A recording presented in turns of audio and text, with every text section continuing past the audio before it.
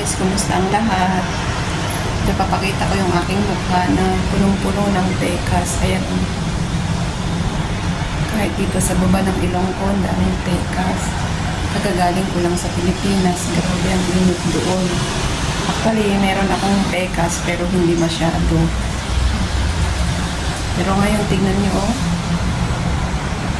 Grabe ang init sa Pilipinas. Kahit nasa loob ka ng bahay. Grabe ang init. So ngayon, nandito na ako sa Singapore. Pupunta ako sa clinic. Magpa-pico laser ako. Tingnan natin kung ano ang epekto ng pico laser mamaya. Ayan o. Grabe. Kitang-kita talaga yung pekas niya. Dito grabe yung pekas. Pero dito, hindi naman masyado.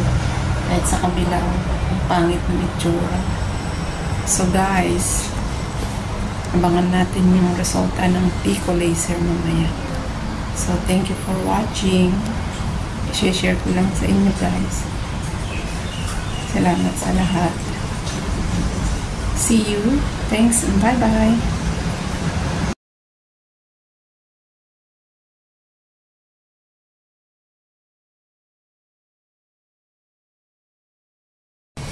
Guys, ito po yung result ng ating pico laser. Ayan o, medyo nag-lighten konti, no?